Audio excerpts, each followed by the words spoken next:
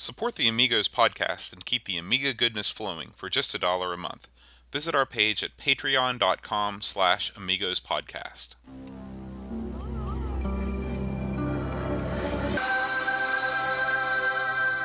Amiga, the first personal computer that gives you a creative edge. Amigos, the podcast about everything Amiga. Amigos is a proud member of the Throwback Network, your home for quality retro podcasts. And now, here are your hosts, Aaron Dowdy and John Bodovkar Schaller. Hi everybody, welcome to Amigos. I'm John. And I'm Aaron. And today we're going to talk about bad dudes. Bad dudes. I'm bad. I'm bad. Who's bad? Well, we were bad last time we tried to do bad dudes. So, but before we get into that, we do have some feedback from last week. All right, actually, this is from our Fury of the Furries episode. 2 weeks ago. 2 weeks ago. And we heard from none other than Frederick Mott, otherwise known as El Mobo. Okay. He is the composer of the music from Fury of the Furries. Okay. We like the music in that. And I was talking about how I love that kind of a funky groove. Yeah. And he said that was because we were actually playing it at 50 hertz instead of 60 hertz. Oh! And he said, so... It was too fast. Yeah, Pixels at Dawn also chimed in and said that we were playing it too slow. And if you played at the normal speed, then it's a little bit faster, but... Oh, we were playing it too slow. We were playing it too slow. How did that happen? at Usually the beginning it's reversed, at the beginning of the... Well, no, when you play a PAL game, it's going to be slower than an NTSC. Oh, that's right. When you play a PAL game in America, it's faster. Right, and I at got the beginning of the game, it gives you two choices. You push left or push right, and I guess I just pushed the wrong direction. Did that affect the speed of the game? Were we playing the game? It might have been a little bit slower too. We need that though. Yeah.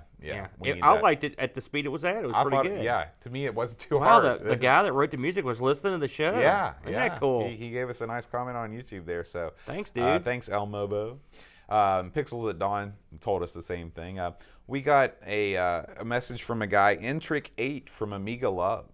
I love Amiga Love. Yeah, and he just wanted to share, this was in relation to your Amiga find here locally in Lewisburg. Oh, yeah. He shares this story. He says, in January 2016, I was contacted by a gentleman in Seattle, where I happen to live, who was at a stage in life where he needed to pass his huge Amiga collection on to the next generation.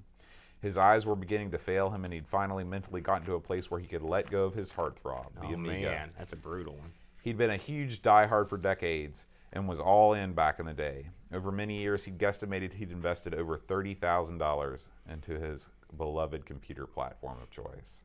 I can see that, yeah. So in any case, it was as if I'd won the most amazing lottery ever on the planet. I drove my van to his home with his two kids, with Intric8's two kids. My kids went into his house and were entertained by his wife. He and I carried 18 boxes of Amiga Love into my van. Wow, man. Talk about a find, huh? No kidding. 30. Can you imagine him spending 30 large, though? That's unbelievable. Now, if he was buying this stuff back when it debuted, I can absolutely see spending that much money. Yeah. Because those accelerators and monitors and hard drives, those things weren't cheap. It was a strange era of computing. It was actually most of the early era of computing where you could easily buy peripherals that were more than the cost of the machine itself. Absolutely. Like a disk drive. Or just accelerators were outrageously expensive, yeah. It's a strange thing because these days, I mean, you would be hard-pressed to buy any kind of an accessory that costs more than your machine. Can you think of something that would be like that? Well, I mean, if you think about computers hooked to, you could probably buy like a real expensive 3D printer or something. That's true, something like that. You know, but I mean, or like, I'll tell you something, we're talking about graphics cards. Yeah. Real high-end graphics card, true. a VR setup. Yeah, all those can get up there, you're right. So I guess we still live in that era. There's a buck to be made. Yeah. And we got feedback from Darwin, who's the guy that sent us that magazine. Which I've got a comment on that after you're done. Okay. Go ahead. So he says, thanks for talking about the magazine K&A issue 8. You guys had a question about what issue the printed version started coming out. For the English version, it was issue number 7. And the Polish version was issue number 6. So I guess they had 5 issues of Polish-only online content, then decided to make a print version in Polish for issue 6, and then an English version in issue 7. He says that he likes the magazine because the writers are all hardcore gamers, and the Amiga, and as we know, the Amiga popularity in Poland lasted much longer than the USA. Right. He says, it seems like most of the writers were teenagers when they played C64 and Amiga games and played them to death in the 90s. An interesting thing about Darwin, we assumed that he was translating this from Polish into English, but he says that he can't speak a word of Polish. He just proofreads the magazines and inserts slang where necessary and tries to make it like a native speaker would write it.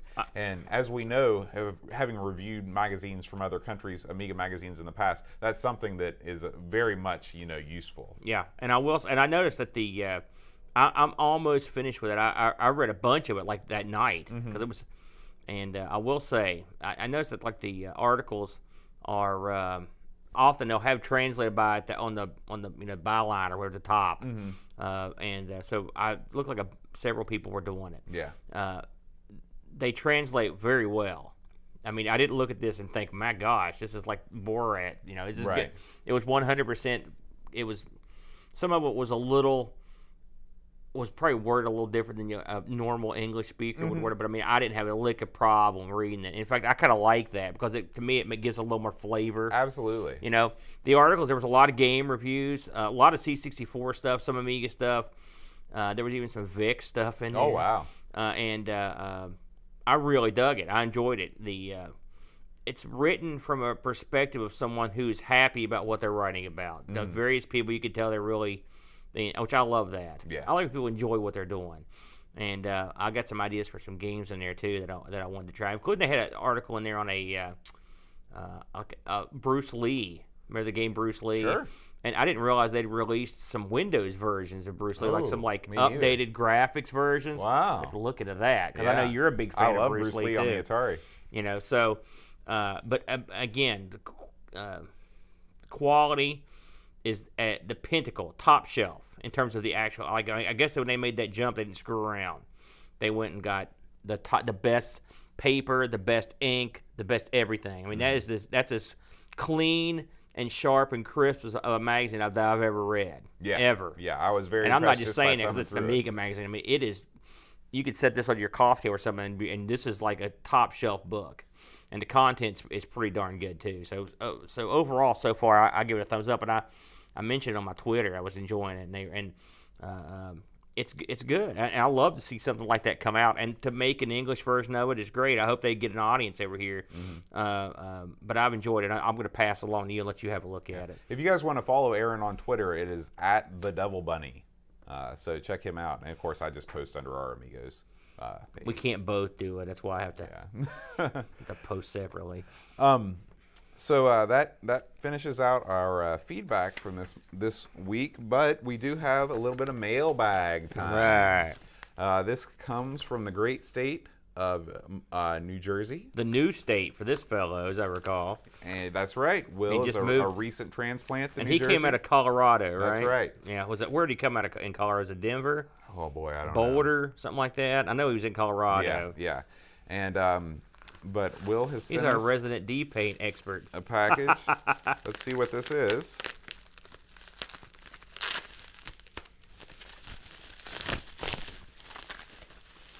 This is Harry Potter and the Goblet of Fire for the PSP. Oh, there you go. I have a feeling he said this for you. Yeah, I remember now Will asking me about if I had a PSP. And I told him that that Jason had sold me his fellow amigo Jason for a very good price. Yes. And so thank you, Will. This is the first physical PSP game, I believe, that I have owned. Well, no, since I had my original PSP back in the day.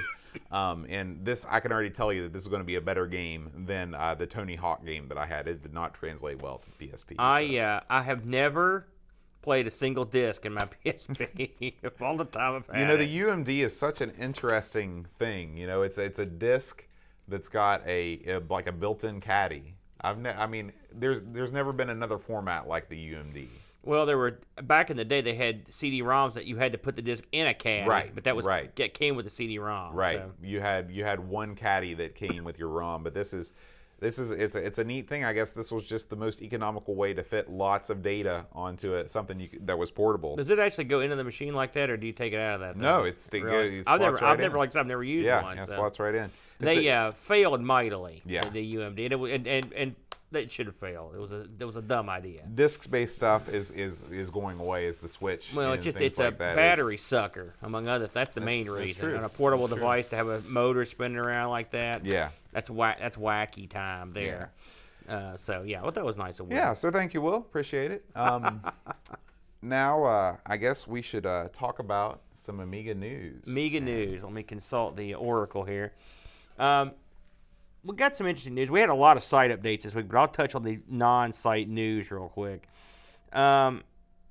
So there's an article. Adam Bradley, our good chum, put an article up this week on the emulator version 4.9.3. Basically, the gimmick on this is start any Amiga OS from a USB stick. Did you look into this at all? I have not seen this. I guess you're booting off the joystick here, and it's a. Is this what you're looking at? I was trying to get our thing. It's ready. in there. No, you'll see it. It's a little USB drive. Oh, okay. It's a. There we go. It's a Linux plus FSUAE project that you can start up on any Amiga operating system, from 1 up to 4 on a modern computer using a USB stick. So you stick this in any computer, you boot off of it, you're in business.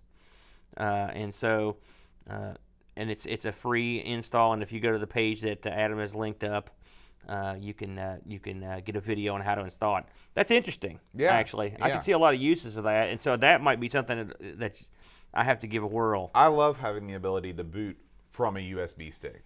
I just think it's so cool. Yeah. It opens up so many doors in terms of portability, being able to take all your files with you and stuff.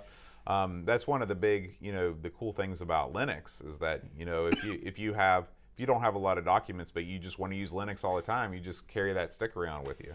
I have amassed a collection of Amigas now I should say Amigas, a collection of PCs now that can just play Amiga stuff. I've got multiple ways to play, and this would be an interesting way to do it. Again, my FSUAE is a pretty good gimmick too, so not bad at all. The guys over at the company have been busy, and I almost decided not to even cover that. They're updating so much stuff; it's almost hard to keep up. They have updated some games called I'm going to try to pronounce this, Squirrels, SQRXZ. Squirrels 2 and Squirrels 3. And by the way, get these titles. And Squirrels 4. So Squirrels 2, 2 seconds until death. Squirrels 3, Adventure for Love. Ooh. I like that. How beautiful. Squirrels 4, Cold Cash. That's what happens when you have the Adventure for Love. You got to go find some money. That's right. After that one. Now, here's a wacky one, and I know you don't remember this because you don't have an Amiga, but I don't remember it either. There was a game called Plumpy. I think mistake number 1 was calling the game Plumpy. Well, the game could not be defeated. You could not win the game because of a bug. And so Iraq, Iraq is the guy that goes through and fixes stuff or makes stuff, and adds trainers or fixes stuff or makes it better, has went in and fixed this bug so you can now finish the game. Story came straight off NG Retro, a great site that we love, and so you can click on the site or click on the link for more information. Now, Adam was back again, and I have read a lot about this, and it's everywhere. He's got a link posted that on the channel for the Terrible Fire. The Terrible Fire is a card, basically. It's like a all-for-one super card, Amiga expansion card, and it's getting a lot of popularity. I to be honest with you, I don't know exactly what it entails. It's a work in it's a work in progress. So I know it's got SATA port. I'm just laughing because every time one of these things comes across our radar, I have no idea what it does. Well, I mean, this is not your bag, Yeah. and so but I kind of keep an eye on this stuff. And hey, I'm all for inexpensive Amiga expansion cards. Keep them coming. And this one, apparently, from what I was reading, has like some sort of SATA compatibility. Okay. Not bad. All right, if that's true. So don't hold me to that. I'm gonna look at that one a little bit more when I get a chance. But because that's a link to an entire channel of videos, and I've seen a couple of their things come by and just kind of watched them. But normally I don't cover that much hardware stuff anymore. But that looks pretty interesting, so it's something to keep our eye on. And again, along the same lines, Adam Bradley also posted a link up to the Flea FPGA experimenter board. Again, this is it's exactly what it says. Right now it's an Indiegogo, but it's going to be sort of a Raspberry Pi-ish. Well, it's an FPGA, so it's going to be an FPGA that you can jack around with effectively. How are they doing fund-wise? So it looks like they still have a ways to go. They've still got a month left. They've raised about 20% of their goal. They need to get $10,600. It's a strange That's amount. a pricey little gimmick there. Yeah, and to purchase this, this is $45. So I mean, that's not. When you compare that to a Mist, I don't know what a Mist does that this thing doesn't do. Well, that's the thing. I would look into that, but. Yeah. It's funny. I was talking to my buddy at work today about these little computers. When me and him both bought these HP Stream Minis a couple years ago. They were small computers, and it's the one we're using in the arcade. And we thought, man, these are really nice little computers. This is incredible, the technology.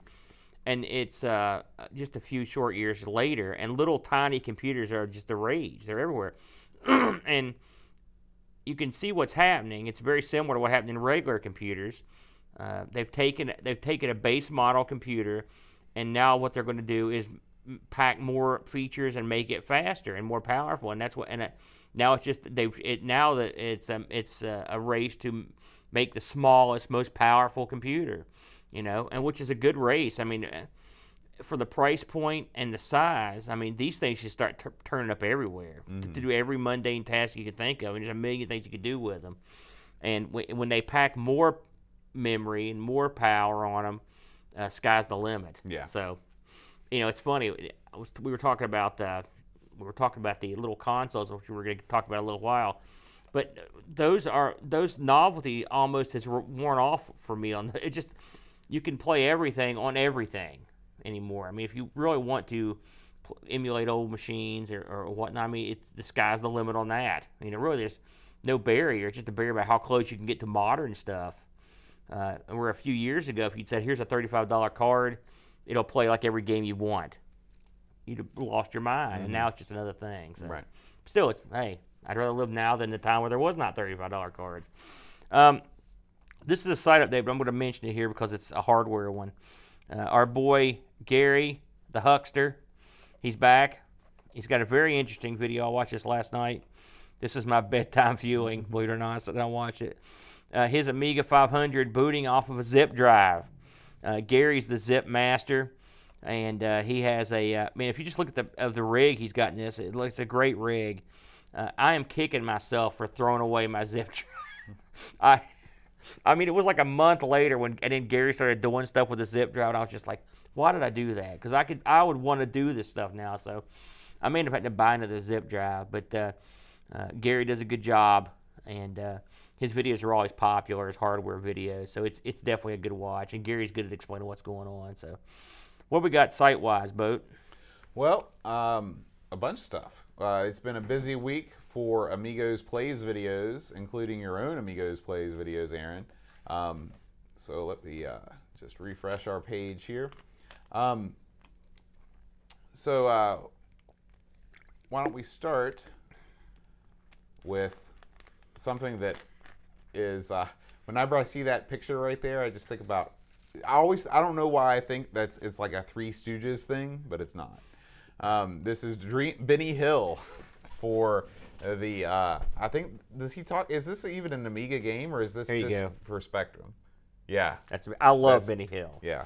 I think he looks at a couple of different games, but these are not, they're not Amiga games. But Benny Hill, as I mentioned, I actually put a little post up on the site. In this country, Benny Hill was like pretty popular. I would say pretty darn popular in the 70s and the 80s. And it was easily the most popular British show we got.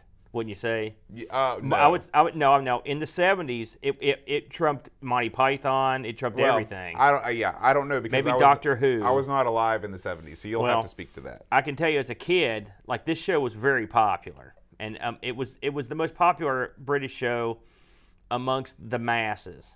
You know, where was it broadcast? PBS. Okay. And eventually syndicated. No, it may have always been syndicated. Now that I think about it, I'm not sure. So you think that like of all those British comedies that play on Saturday mornings, I'd say this is the one most people. If you ask people what British show can you name, Benny Hill is going to be right at the top of the list, even today. And I love Benny Hill. Like I posted it when I was a little kid, I liked it because it was wacky. And as I got older, I dug it because of the hot Hill's Angels women that were on there, the whole tantalizing situations with Benny.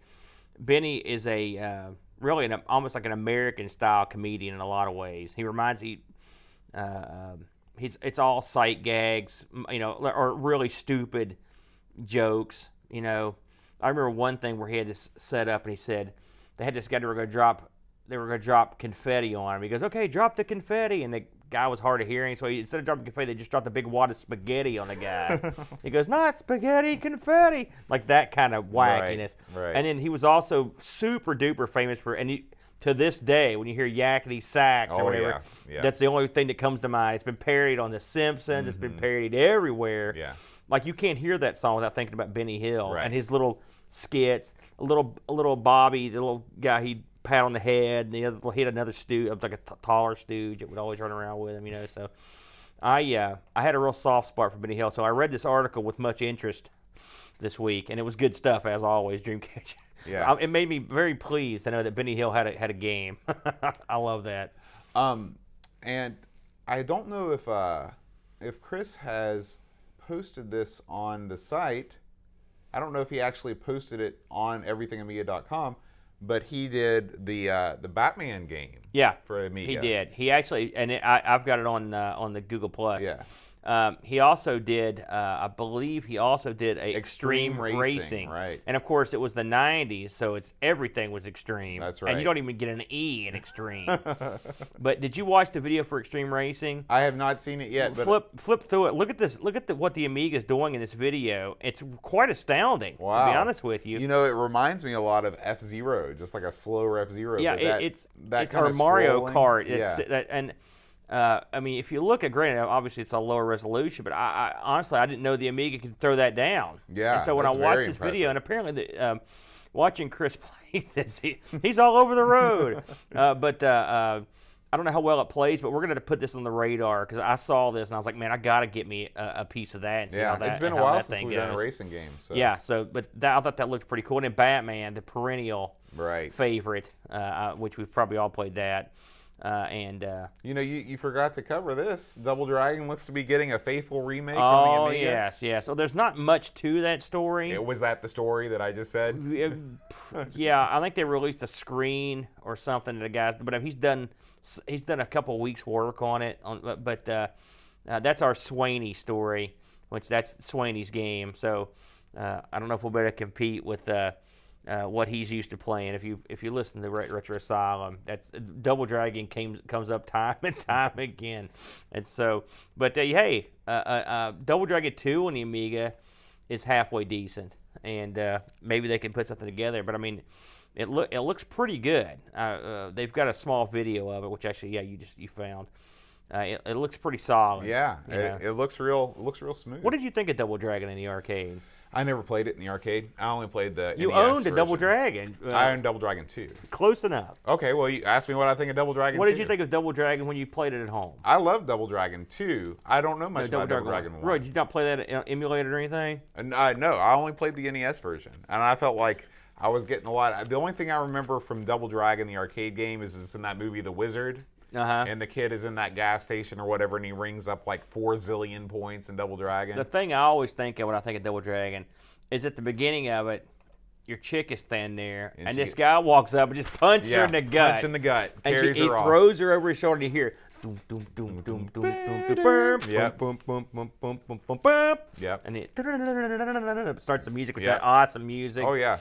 That was a pretty That was sort of risque, I guess. I mean, I remember being like appalled that this guy hit a woman. Well, it definitely establishes who the bad guy is. In the second one, I think they walk up to your girlfriend and shoot her. Yeah, yep, that's right. So, that's ridiculous. Yeah.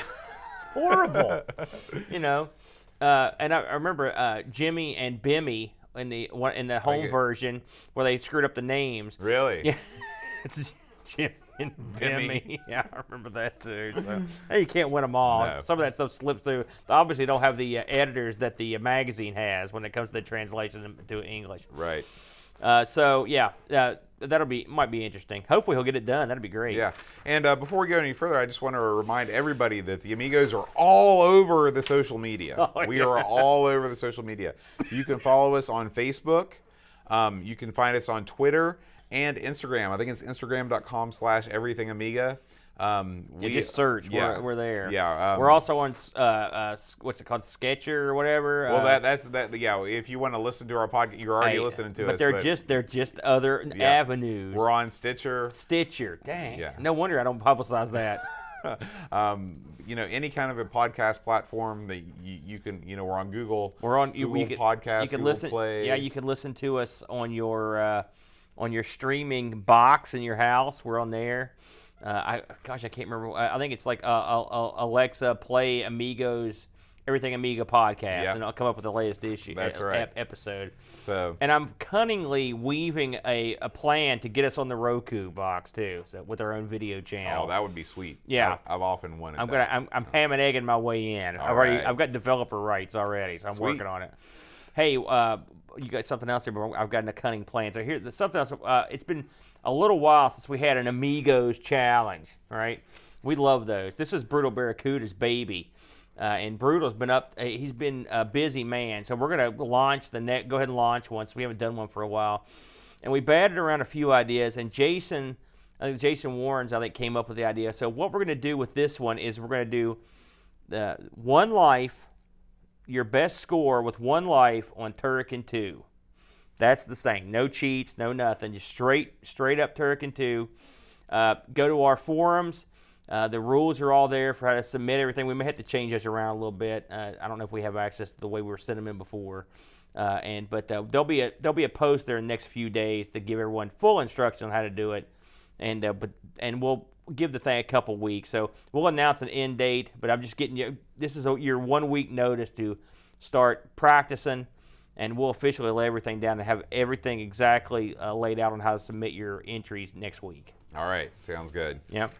I guess it's time to move on to the game. No, it's not. Well, we want to talk about one more thing. Oh, yeah. You've got to talk about you've got a rant. I'm not going to rant too much. I thought you got to rant and rave. I want to discuss these. And okay. And it's funny because they all came up at once. So in the past, I guess, week, right, you've had the Super Nintendo Mini released. You've had the details on the Atari box released.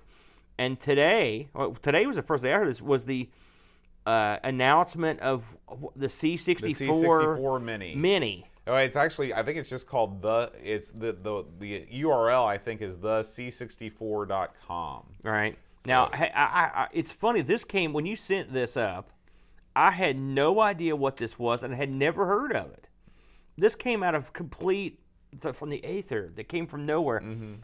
Where did you hear about this? Now it's all over Facebook. I know that. Well, whenever I get a chance, I check Twitter. Right. And Twitter is where all the breaking news goes down. It is. And the Twitterverse was all a Twitter with the news of this thing. I think this thing might have just been launched maybe yesterday because everybody was talking about it.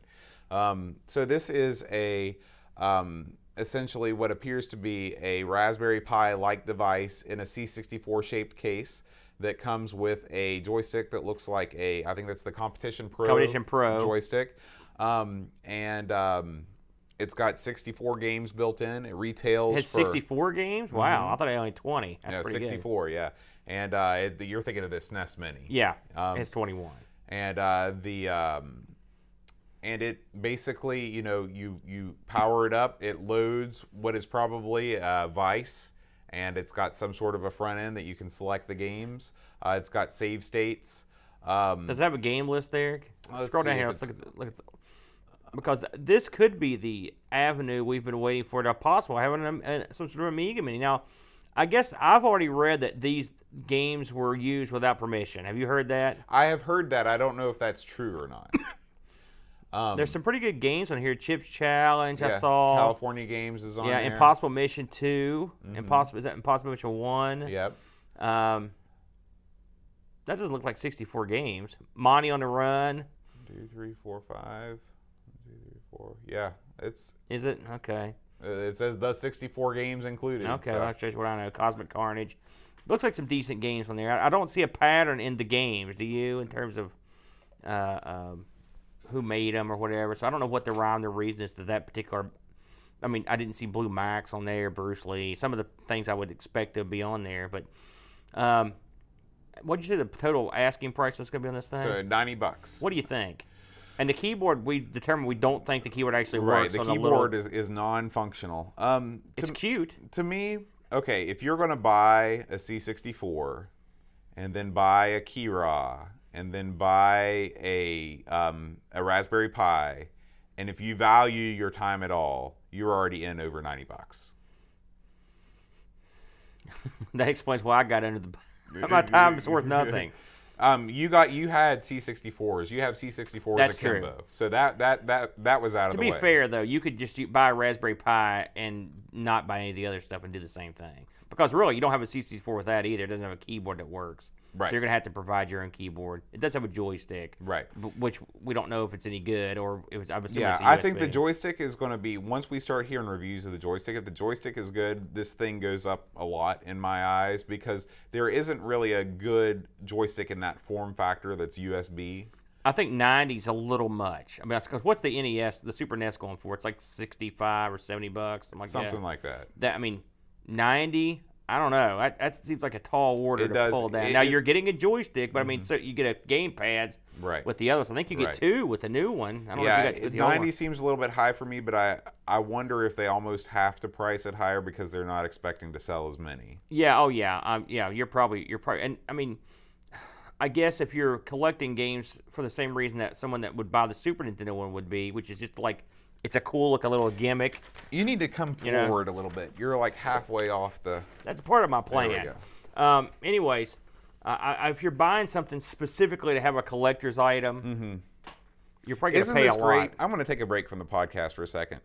We can face each other and talk. We could never do that with the old setup with a green screen. You pause the show for that. The greens. I'm just enjoying the fact that we can have a little fireside chat. I didn't turn on the TV this week, but sometime Pretend in the there's future, fire there. just for fun, I'm going to put up the fireplace there, the virtual fireplace that from Netflix. You're just so full of And glee. You had to I get that am. out, did you? I just I think now this is not an Indiegogo, so this is No, a this is- legitimate thing. Yeah, it says coming soon. The price is not listed on the page. Mm-hmm. I don't know where that price came from. It came from Twitter, so that price may be totally wrong. But I wouldn't be surprised if they're looking to make any money on this at all. Yeah, that like I said, we just broke today, so Mm-hmm. we don't. But I mean, we're gonna keep that in the loop. And then yesterday we got word that the Atari box had been some of the specs Right had now, been this announced. I purposefully did not. I haven't looked at this at all because I wanted you to tell me about it. So, Well, I mean, there's not a ton to tell. They didn't release any of the game information. They said the Atari box will run on some sort of Linux. They said that it would have the ability to be used as like a desktop OS type affair, which sounds very Raspberry Pi-y. The price point is $299 for it. That's wow. That's pricey. A lot of people are saying this is the new Coleco Chameleon. And the reason I want to bring this up, basically, there's a lot of speculation just based on a minimal amount of information that's been released. To me, though, this thing is already orders of magnitude more in the public eye. The Chameleon, you didn't hear people talking about the Chameleon on national news. Like, I've heard, like, big names talking about this Atari Well, box. I don't know what they've got in mind for it. I would not have released a price before releasing some sort of game library. They're acting like it's going to be it. They're one of the reasons people are making the comparisons because it hits a lot of the same bullet points that the Chameleon did. It's going to play indie games that are like retro games. Yeah. It's not going to be powerful enough to run the most powerful stuff, but it can run like a lot of outright classic stuff. It's the same pitch that the Ouya originally Right. It's had. going to come with X amount of Atari classic games. We don't know what kind. Is it going to play anything? Is it going to bring anything different to the table? We briefly talked about this a couple months ago. Is it going to have any Jaguar stuff? Is it going to have any Atari computer stuff you can't, or 5200 stuff you can't normally play? Yeah. A $299 price point is very high. Yeah. Considering you can get a Wii, I think it's $350, and the other two consoles are under $299, I believe. Yeah. So you're up there with the big boys at this point. The one thing that irritated me, there are a lot, and I like some of these guys. There's a lot of people out there that do commentary on YouTube about the various consoles, and they have a big crack up about it and have a good hearty laugh. But they're killing, they're just killing old Atari games. No one wants to play these old Atari games. I hate that. It really bothers me because one guy was ragging on Pitfall, and one guy was ragging on what was the other game they were killing? Yar's Revenge. And I said these are classic games. Whether you agree with the console or not, Well, or maybe you don't think they're going to be. But I mean, they're saying that these games all these old Atari games are junk. Here's the thing. In a sense, I agree with you.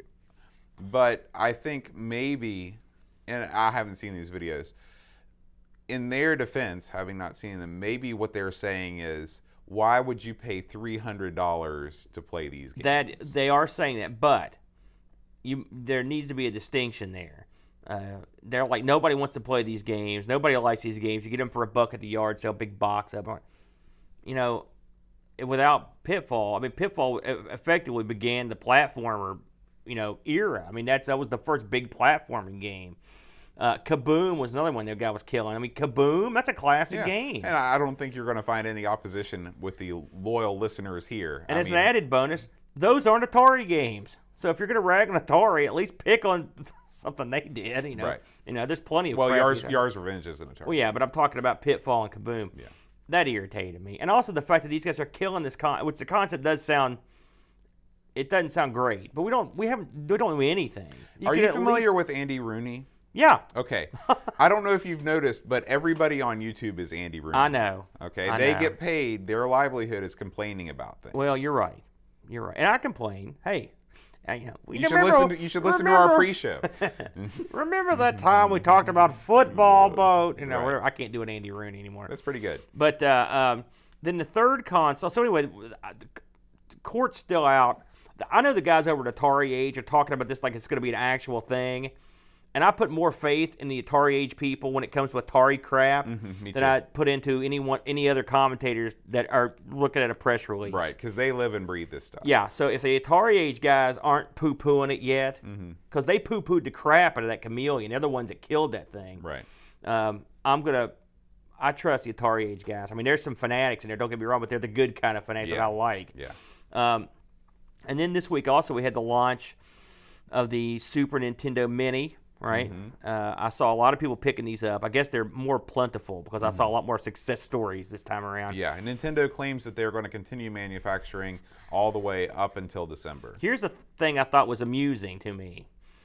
From what I read today, someone's already gutted one of these, and effectively, it's exactly the same innards as the NES. Yeah, that was great. I was amused that you were amused by that because why would it be any different? It shouldn't. Yeah. But I mean,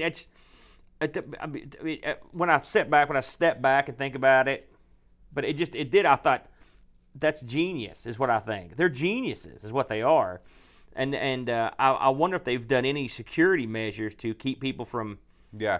Dropping the hammer I on wouldn't be them. surprised if they didn't, because I think in Nintendo's mind, you've already bought the system, because think about, they're real vigilant about, the Switch and the Wii and stuff like that. I mean, all that stuff has been hacked, but it takes a while, and they try their best. But with these, it's since they're not selling any additional hardware or any additional software on these boxes, they might not be as gung-ho. They're just happy that you're buying them. Now let me ask you this. I saw some people in Europe get these, and they look like the Japanese Famicom style. Are the American ones Do they look like the American old ones- slider, ugly looking Yeah, the dog? American. You look like the machines look like what they shipped in there. Because those are much uglier than the Japanese ones. Does ours have the gray and blue buttons like the old ones? Or they have the colorful They buttons? look exactly like the Super Nintendo that was I think sold I'd rather here. have a European one, to be honest Most with you. people would. Most people would because they have the colorful buttons. Yeah. The shape. Some people like the angular design of the Super Nintendo, but I would rather have a Famicom. Yeah, shaped one. I agree. Are they same games this time around? Yeah. I'm 99% sure. I did hear that the Star Fox 2 ROM has been ripped off of it. So that's a boon to the community that wants to play that. Yeah, So that might- yeah. Now, this all leads up to the Amiga-based question here that I was angling for. We've got all these minis, right? Chances of something Amiga-related in the future is the first part of this question, so let's get to that. Are we going to see an Amiga Mini in the next 2 years? My gut feeling is no, because the amount of C64s sold worldwide is probably, I wouldn't be surprised if it was 100 times the amount of Amigas sold worldwide. I mean, the C64 is the best-selling single computer of all time. Okay, but what about, say, there's an Intellivision Mini I would say, or a Coleco Mini? Those weren't nearly as popular. yeah. Well, first of all, there really aren't many, like those plug and play. That's right. Things. Those games work because you can install a very, very, very cheap system on a chip to make those go.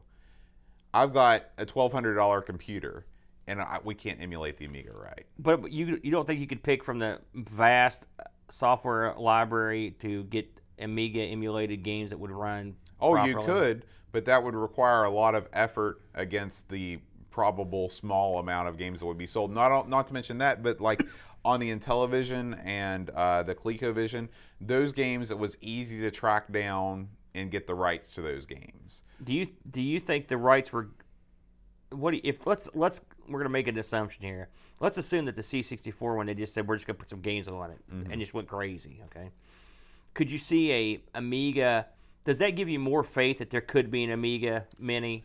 Because to me, the C64 appearing makes me think, hey, this might open the door for something in that gray area that is Amiga, because the hardware is already there. We've talked about that. It does give me more faith, but I still think the chances of an Amiga-based system are very, very low, just because of the emulation trouble combined with the difficulty in securing the rights, combined with the fact that so many games require a keyboard just to start them. If the C64 Mini, or whatever it's called, is what we think it is, which is some flavor of a Raspberry Pi in a cunningly designed case, right? If that's what it is, and a good joystick, I think there will absolutely be an Amiga version. I really do. I seriously mean that. I'll grant you the C64 was much larger effect in America than the Amiga, but I think there's enough of an audience, and I think the price point's cheap enough to where you could pull it off. I honestly think you could. Now, and I think it would be something that would be European targeted, but I think there'd be enough interest to make some money on it. I hope you're right. I would love to see one. Now, here's my part two of my question. Give me your, let's say, 4 or 5 games that you would like to see on it that you think would be system sellers. Okay, so again, another reason why I don't think this works is so many of the games that are worth playing on the Amiga are mouse-driven. So you're going to have to... Maybe it comes with a mouse. So, you're going to either have to... Now, it might be cool. Maybe it'll come with a tank mouse. Right. That might be neat. Let's say the mouse is and a joystick. So Okay. give me 5 games. Okay. Lemmings, Okay. Cannon Fodder, Yeah. Lotus 2, Yeah. what games that I would like to see, it would be the Addams Family, but games that would probably, I'd say probably Zool, because that's sort of like the mascot platformer, or Super Frog for the Amiga. Put that out there. I would say, and I'm telling you, they're going to put a Shadow of the Beast on it. Okay, probably Shadow of the Beast. So there's the 5. I think you nailed it. I mean, that's almost, with that one exception, the Super Frog and Shadow of the Beast, I think that's exactly what they'd put on it. I think, of course, if you've got 20 slots, you could put some good stuff on there. We know that the discs and stuff, you wouldn't need very much storage to put. I mean, right. if they put 64 C64 games, you could put at least 40 Amiga games in the same space, right? Maybe more, and you could come up with some good stuff. You're right. The mouse is an issue, and realistically, it probably won't come with a mouse if they made one. But it is the Amiga that could be the gimmick, Depending on what's in that C64, if it's what we think and it's a Pi, it makes it, or something related. Right. It would not be a hard stretch to do a similar gimmick, for Amiga stuff. Yeah. And that much said, I'd be interested to tear into that. See, $90 is a lot of money, but we may have to get our hands on one of those and to check it out. Yeah, This yeah, isn't especially if the early reviews come in positive. I know this isn't the C64 Amigos, but It's the same family. I'd like to Yeah. see it. I Yeah. have to say, I have some interest. It's also, there's a lot of chutzpah there to even put that out. Pishbot in the chat says his 5 games would be Chaos Engine, Speedball 2, Stunt Car Racer, Dyna Blaster, and Lotus 2. All great. Yeah. But the ones that we agreed on, I think would be system movers. I don't think. Yeah, I they're don't think, universally beloved. Yeah, I don't think like Stunt Car Racer, for example, or Chaos Engine were widely known enough to. I mean, they're well known in the Amiga community, but they're going to want to appeal to a cross section of people. If this thing comes out, it's going to have more than 5 games on it anyway. And plus, you're going to want. Yeah, I mean, obviously, and those are games that would probably all get included. Yeah. Good call. Beneath the Still Sky, that'd be a good one. Yeah. Of course, then you're going to absolutely have to have. And also, if we're talking about no keyboard, and you're gonna have to. That's going to limit what you can do. It would have to be something where I think it would be a BYO. You know what they keyboard and do? mouse We're thing. so stupid, Bode. CD32 titles would go perfectly. There was no mouse, there was no keyboard. You could port them right over. Yeah. Yeah. So that would be the way to go. Yeah. So there you go.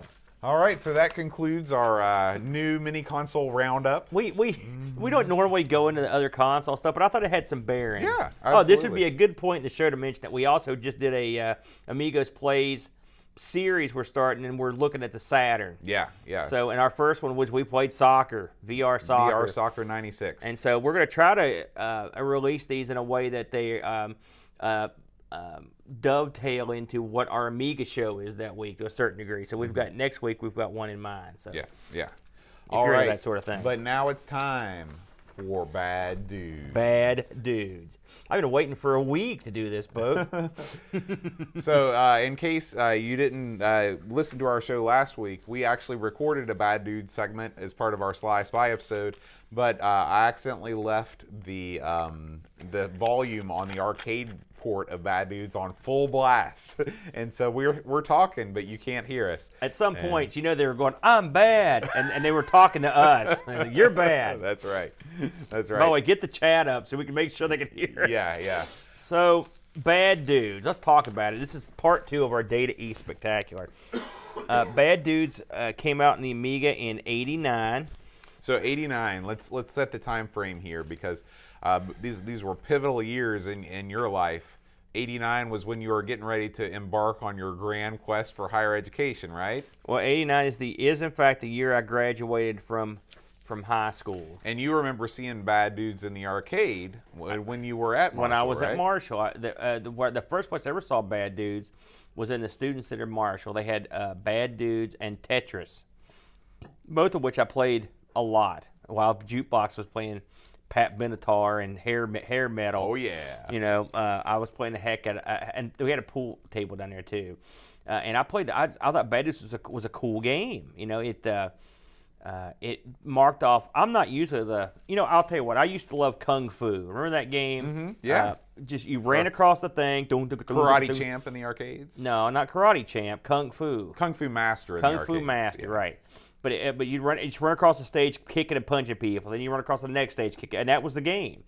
This is like the natural progression into the '80s. You've got to go save the president.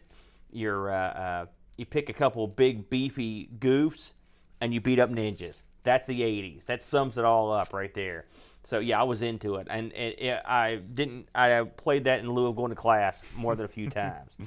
So, and to put it in perspective, Bad Dudes debuted in the arcades in '88. So conversion was pretty quick. Yeah, yeah. On this one, the publisher of this was it was published by Ocean or Imagine, and This game supported 2-player simultaneous play, which is awesome. You got to have that.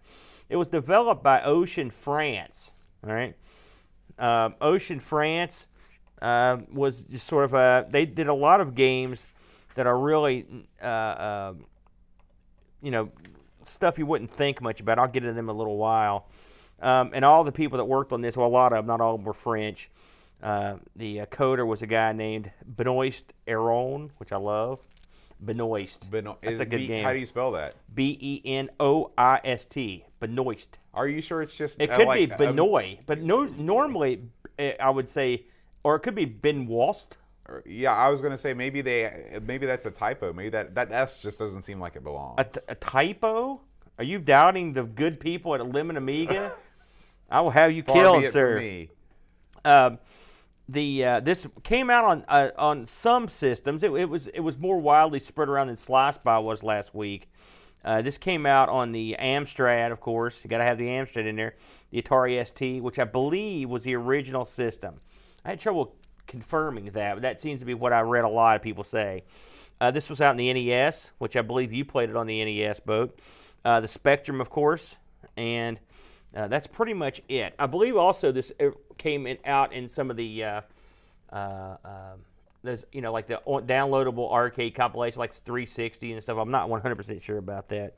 Now, here's the thing about this game that's interesting. It had 3 different names. All right, in the U.S. it was Bad Dudes. Right. That's all you need. Right, but that wasn't enough for some people. In Europe, it was Bad Dudes versus Dragon Ninja. Okay, and in Japan, it was just Dragon Ninja. So if you're in Europe, you get the full coverage on the name.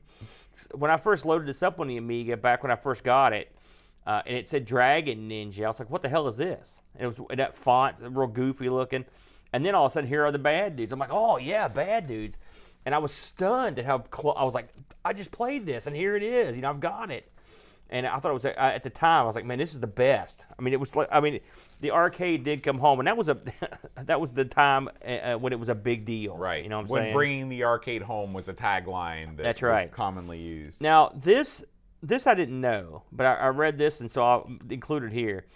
The game was, this is according to Wiki, and you can take this with a grain of salt. The game was had a spiritual successor in '91, which I actually have played this. It's called Two Crude Dudes. You ever heard of that? No. It sounds like something, another caveman game. It's not. It's not a caveman game. It's just another dumb game. So the goal of this game, it asks the age-old question, are you bad enough? Right. And in this case, are you bad enough to rescue President Ronnie?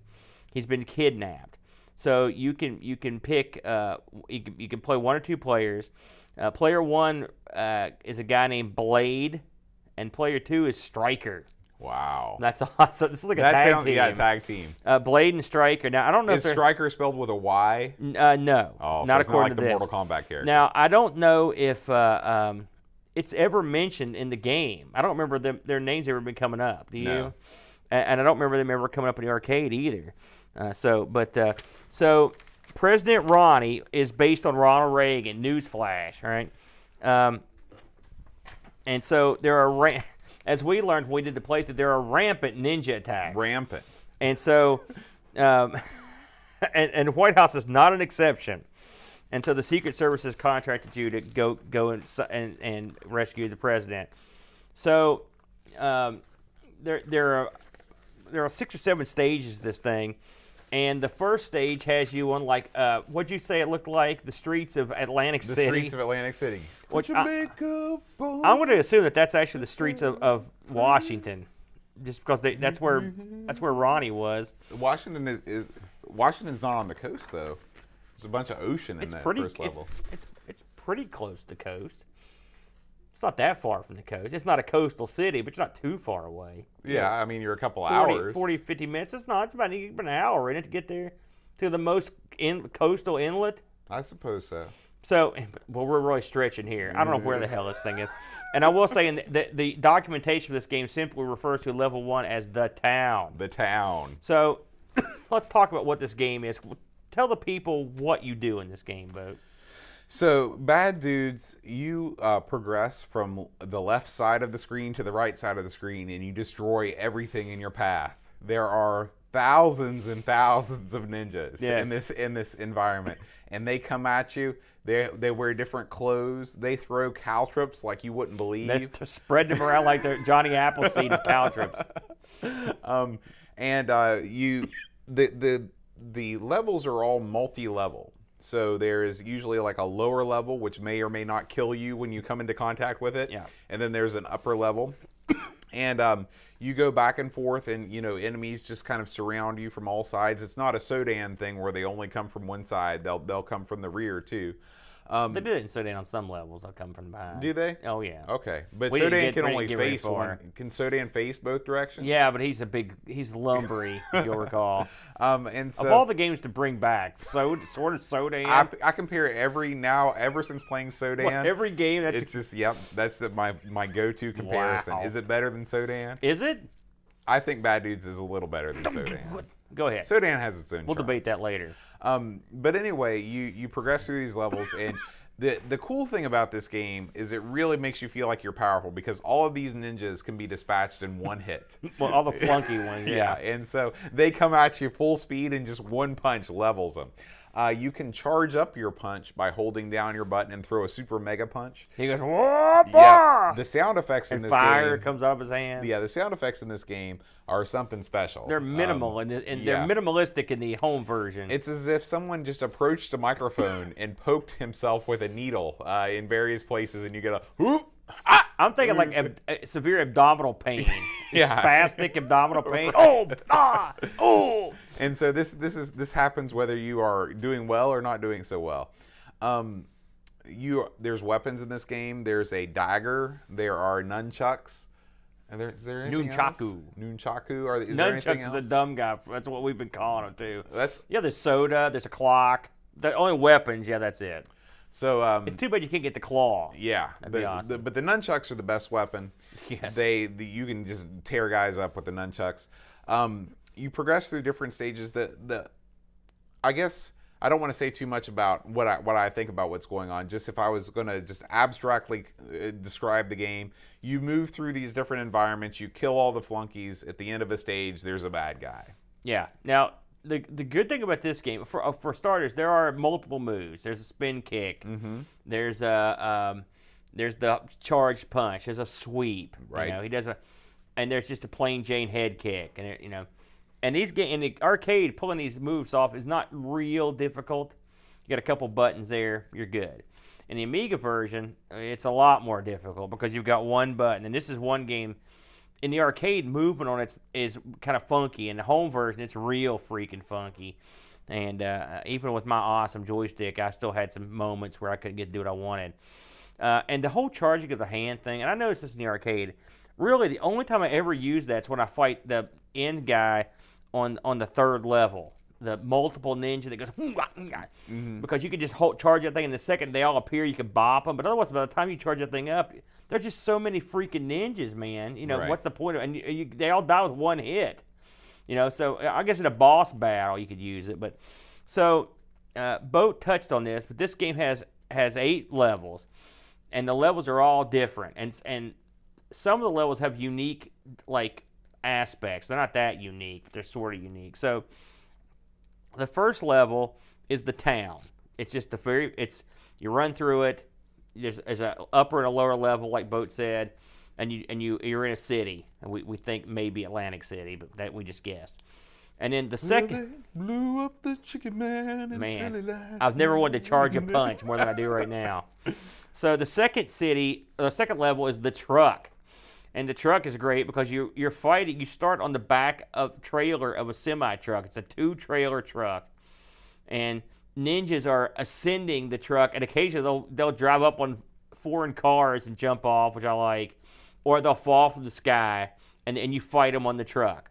And you progress up to the cab of the truck, and at the end of that level, you fight this. What do we call this guy? He's like the claw guy. Yeah, right? He's like the Vega on Street Fighter 2. Except he's wearing like a kind of a tan Snake Eyes outfit. Mm-hmm. He's not that tough. Oh, No. we should mention on the first level you fight Karnov.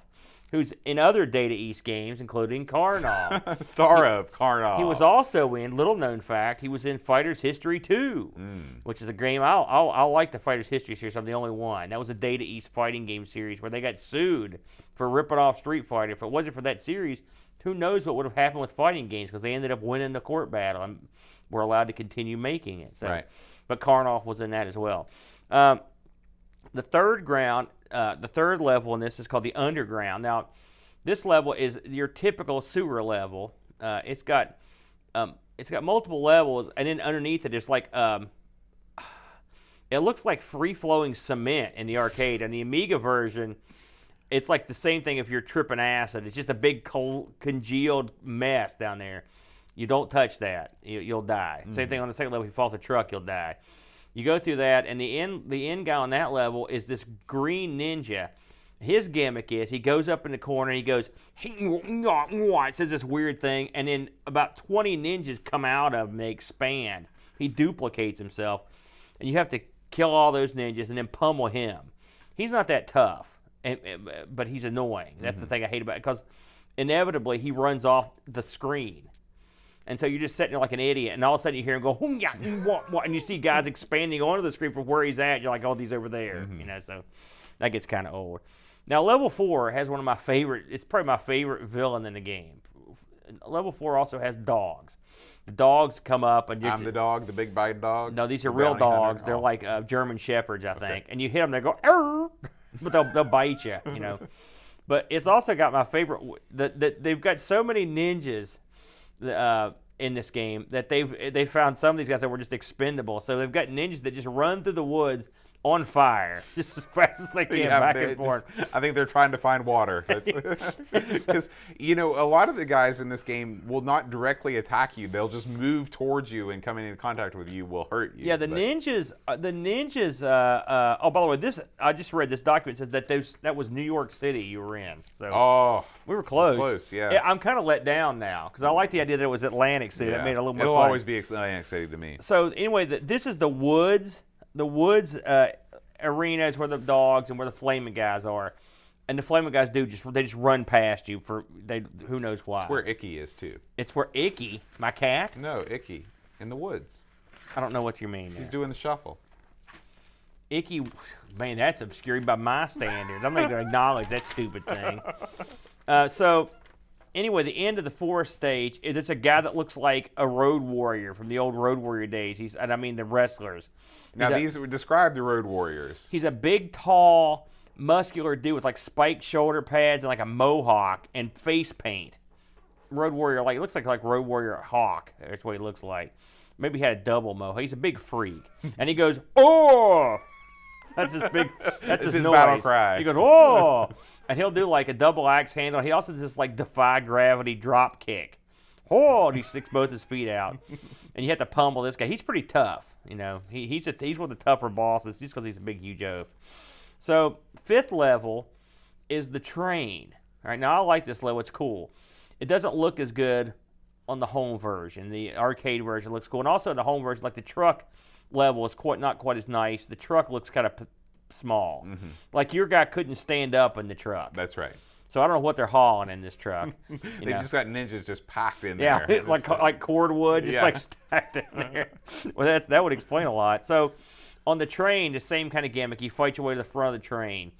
And at the front of the train, I believe the guy you fight at the end of that one is, I get these two guys confused. There's a guy with a chain and there's a guy with a bow staff. I think you fight the chain guys at the end of this. They're both sort of similar. You just kind of go up and whack them. You ever played that game Yar Kung Fu? Remember that game? Yeah. That had a bow staff guy and a chain guy, and they were named that too, bow and chain. I always thought that was cool. I like that game. Yeah, that game's good. I don't know what tangent, but anyway, after the train is the grotto, and it's not Hef's the grotto. We should mention that. We would like to mourn the loss of Hugh Hefner. Yeah, that's true. A great American, and he lived a good life. He did live a good life. And then, so the grotto is sort of like a cave, basically. And then level 7, you're at the docks, and the docks is sort of like when you start the classic Data East parade of jobbers, all the guys you've beat start coming to get you. Boss rush. Yeah, and so that's a cool guy name for it. But Just like nunchucks. parade of jobbers is the appropriate name. And when I was a kid, I always thought there was a B in there too. Like they'd hit you so hard they'd make you numb. Like nunchucks. Nunchucks. That's better. That's a lot better. So when you get to the end of this game, like he said, it's a boss rush. You've got to fight all the bosses again. Karnov comes out, and the Road Warrior comes out, and all the guys. You got to fight all those guys, and you get in this elevator. So the very last scene is a helicopter taking off. And the ultimate super boss, who's awesome looking, he's got this crazy hair, and he's huge. Mm-hmm. He's standing on the side of the chopper. What's that thing called? The runner. Yep.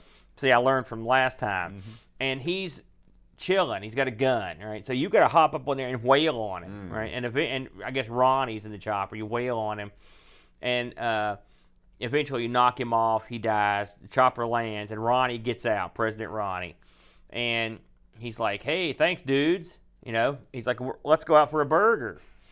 Now, in the arcade version, the next scene is you and the two guys and Ronnie and in front of the White House with confetti going off. They're eating burgers. They're chilling. They're eating with the president. And when I played this, at the end, you get like a statue or something. It's a completely different ending, and it's a much lamer ending. So that was a kind of a letdown. Yeah, it would have been so easy for them to just put in the arcade ending. I don't know why. I don't know why they did that. But overall, I was pleased with the game. It's got the contents there. It is washed out. The controls are tough to master. Let's go there. Mm-hmm. But it does keep the two-player. It doesn't have that HUD that Sly Spy had that took up half the screen. So it's a give and take, right? What did you think about it? Yeah, to me, this is sort of the precursor to the classic era, beat 'em ups like Final Fight and Double Dragon. Even though Double Dragon is kind of contemporary to this, moving around in a three-dimensional space. But there's a certain charm and a certain simplicity to just being able to move left and right on a single plane and just wail on guys.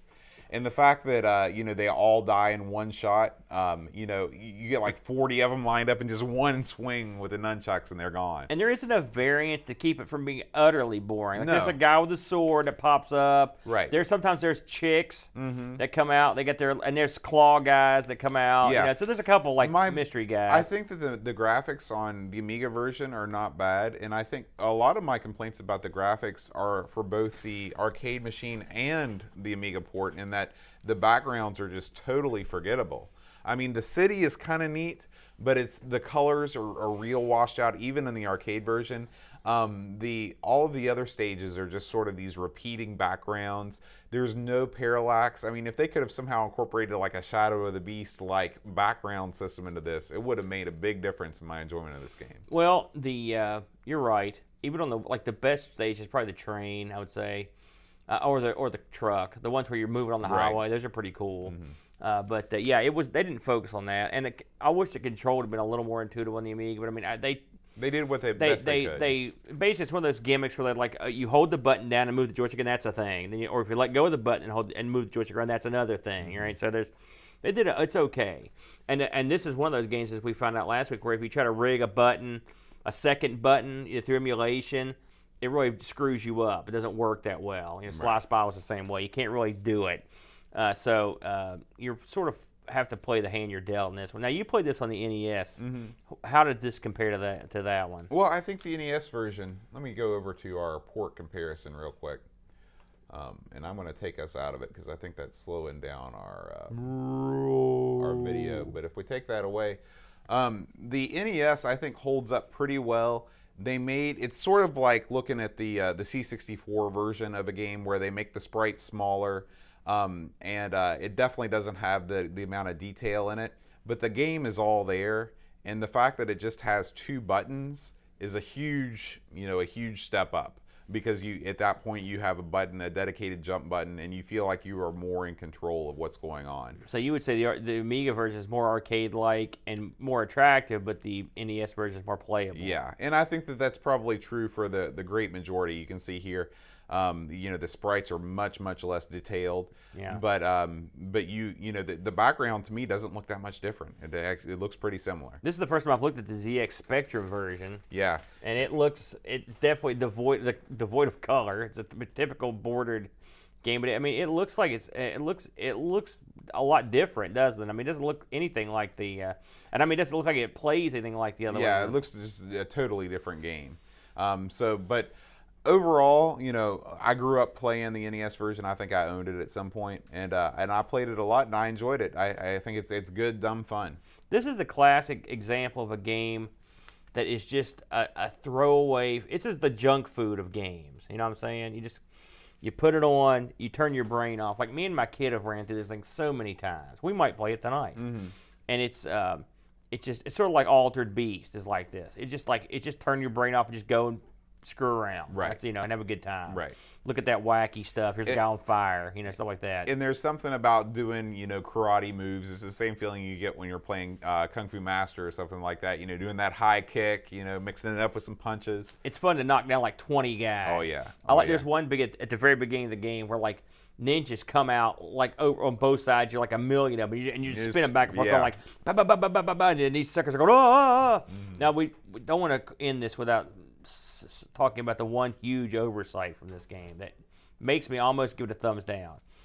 In the arcade version, when you complete a level, your guys raise their hands triumphantly and they go, "I'm bad." In this game, you complete a level, your guy raises his hands triumphantly and goes, "Oh!" Now, I don't know what the hell happened there. I'm sure the Amiga can make the noise to say "I'm bad," but Maybe that was an artifact from the ST port. I think they use the same sound effects as the time traveling caveman game that we covered. Right. That was a fail. So yeah, there's a lot. Basically, what I recommend is to get a tape recorder or something and have them record that part and then play it yourself. Me and my son both just do it. We say "I'm bad" at the same time whenever we finish the level. That's our tradition. So overall, I give it a thumbs up. It's dumb and stupid, but it's fun. Just sort of like the 80s. I concur. Yeah. All right. Well, we put out a request for people to give us ideas for Patreon names, and Darren Cole has answered the challenge. He says, "I'd like to hear the Patreon names read out in your best or worst foreign accent or impression of a famous actor or celebrity." All right. What do you got? Now, as you know, I am the master of the foreign accent. Okay? Oh, yes. You're like Rich Little, except no talent version. Let me just try this on. Maybe it would sound something like this. Oh God, I need a drink. Hello. Good day, mate. Governor. Oh no! Now wait a minute. Which accent is this? Australian or British? Christopher Hassel, Ravi Abbott, Chris Folds, Dreamcatcher, Laurent Giroux. Graham Vedke, Brent Dowdy, Lane Henson, Adam Bradley, O'Brien's Retro and Vintage, Gary Hucker, C. Brian Jones, Paul Harrington, Duncan Stiles, Alan Kebab, Anthony Jarvis, Tapes from the Crypt, Josh and Ann Williams, Adam Bradley, Neil Mansell, Jonas Rouleau, THT, Eric Nelson, Kim Tommy Humbert Stodd, Daniel Bengston, Brutal Barracuda, Darren Coles, Jason Warnes, Pixels at Dawn, Kjolbjorn Barman. How many accents did you run through right there? I felt like that was a good that was kind of a Cockney. What really threw me is you went from Australian English to Boris Badenov at some point. Well, it kind of one fades into the other. Skrell and Moose. Yeah. Very weird, Boat. Thank you. That was my best foreign That's accent. the best you could do, eh? Whenever I was in England, I talked like that all the When time. you said hello, Nobody hello, knew. hello, and then went mate, I couldn't tell what the hell. Did they say it? That was British and Australian. Wasn't it? I try and please everybody. We're an ecumenical podcast. Oh, I don't think you pleased anybody on this one. I'd say the list will get a lot easier to read next week. All right. Well, Aaron, next week. Oh, and if you would like to support this podcast for some reason, I don't know why you'd want to. I suggest supporting Boat for therapy. Is there a Patreon therapy fund we can get for you? You can head over to patreon.com/Amigos podcast. Next week, Aaron, we're going to do a racing game, but it's not just any racing game. It's a combat racing game. Oh, yes. We are going to do Road Rash, EA's own motorcycle combat racing game. You've had a cup of tea or a cup of coffee with this one, haven't you, Boat? Absolutely. Beautiful. And, we did it on Saturn last week, too, so be on That'll the be lookout going for up. that. And it's going to be a good show. So until then, we are going to try. It's going to be a good show. We've already decided it. See, we weren't so sure about this one, but next week it's going to be a good It's one. going to be great. We are going to try and record live at this time around 5-ish, on Friday evenings Eastern time, which is like 9 o'clock something. I don't even know. We're going to record it this time until Boat gets a fourth job. Yeah, we're going to... until future notice, we are going to record. So if you want to join us on chat, just like our buddies Pishbot, Hasifa, Nakzr, and others, we will... Many, many more. There are thousands of people. Sea of tuning in right humanity. now. Then feel free to join us. We are broadcasting on Twitch, twitch.tv/Amigos podcast. We'd love to have you in the chat and watch us live. So Aaron, I will see you next week. Is that a threat? It's a promise. Oh, man. Until next time, guys. Adios.